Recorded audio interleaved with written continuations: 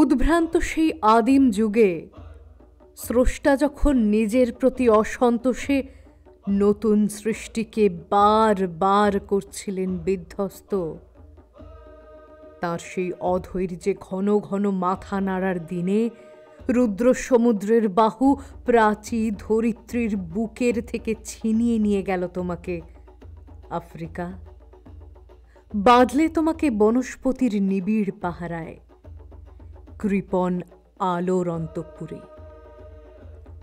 সেখানে নিভৃত অবকাশে তুমি সংগ্রহ করছিলে দুর্গমের রহস্য, চিনছিলে জল স্থল আকাশের দুর্বোধ সংকেত।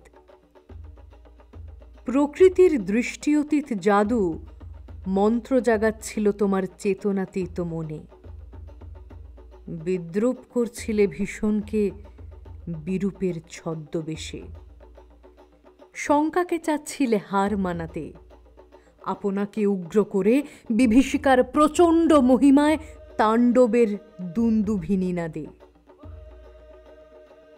হায় ছায়াবৃতা, কালো ঘোমটার নিচে অপরিচিত ছিল তোমার মানব রূপ উপেক্ষার আবিল দৃষ্টিতে। এলো ওরা লোহার হাতকড়ি নিয়ে, নখ যাদের তীক্ষ্ণ তোমার নেকড়ের চেয়ে, এলো মানুষ ধরার দল, গর্বে যারা অন্ধ তোমার সূর্যহারা অরণ্যের চেয়ে। সভ্যের বর্বর লোভ নগ্ন করল আপন নির্লজ্জ অমানুষতা।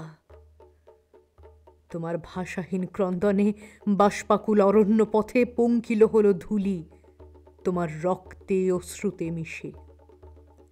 দস্যু পায়ের কাঁটা মারা জুতোর তলায় বিভৎস কাদার পিণ্ড চির চিহ্ন দিয়ে গেল তোমার অপমানিত ইতিহাসে। সমুদ্র পারে সেই মুহূর্তেই তাদের পাড়ায় পাড়ায় মন্দিরে বাজছিল পূজার ঘণ্টা, সকালে সন্ধ্যায়, দয়াময় দেবতার নামে। শিশুরা খেলছিল মায়ের কোলে, কবির সঙ্গীতে বেজে উঠছিল সুন্দরের আরাধনা। আজ যখন পশ্চিম দিগন্তে প্রদোষকাল ঝঞ্ঝা বাতাসের রুদ্ধশ্বাস, যখন গুপ্ত গহ্বর থেকে পশুরা বেরিয়ে এলো, অশুভ ধ্বনিতে ঘোষণা করল দিনের অন্তিম কাল। এসো যুগান্তরের কবি, আসন্ন সন্ধ্যার শেষ রশ্মিপাতে দাঁড়াও ওই মানহারা মানবীর দ্বারে, বলো বলো ক্ষমা করো। হিংস্র প্রলাপের মধ্যে সেই হোক তোমার সভ্যতার শেষ পুণ্যবাণী।